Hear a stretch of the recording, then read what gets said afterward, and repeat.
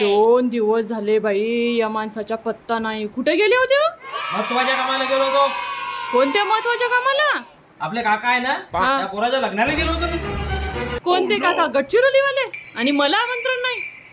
अहो नाही, गडचिरोलीवाले काका नाही, ते आपले मोठे काका, मुकेश काका, अंबानी काका, गुजरातले जाऊन आलो. गुजरातले मी. त्यांच्या लग्नाला तुम्हाला आमंत्रण? हो मग. कसं का? कशासाठी? ते म्हणले पुतण्या आपल्या बापूच्या लग्न आहे म्हणे, खर्चा पाणी कसा होईल म्हणे. तर मी म्हणलो मग काही नाही काका, 20-25% मोबाईलच्या रिचार्ज वाढवून टाकतो, लग्न करून टाकतो. अरे म्हणजे ऐक ना. मग केला, रिचार्ज वाढवला.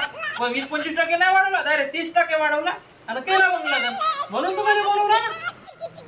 बाप रे, म्हणजे त्या मुकेश अंबानीने तुम्हाला मीटिंगला बोलवलं? मग बापरे, म्हणजे ते रिचार्ज वाढवण्याला दोषी ते अंबानी नाही, तुम्ही आहात नाही का? मग का मी नाही का कोण?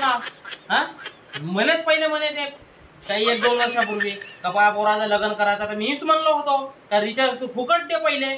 ते मग त्यांना दिलं फुकट. हे आमच्या देशातले लोकांना बेकार आहेत म्हणलं मी. एवढा दारू प्यायला लागले का याला तलप लागली काय तसेच करतात. मग आता आम्ही तसेच करत आहोत. रिचार्ज मारायला दिलं फुकट, मग मी सांगितलं ना.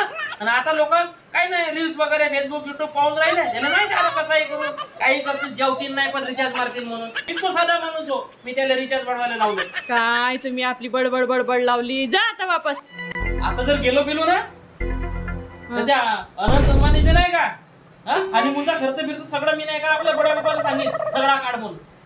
मग म्हणजे नको काय माझ्यासारखा माणूस जबाबदार आहे म्हणून. नको बाबा, नको जा. मग राहू द्या या घरी या. तुझ्यासारख्या बाहेर किटकिट करते म्हणून तर मला मीटिंगला जावं लागते. या बाबा घरी या. तोच पहिलेच्या जास्तीचा झालाय रिचार्ज, तोच भरून होत नाही. या. हो या. बरं ठीक आहे मग.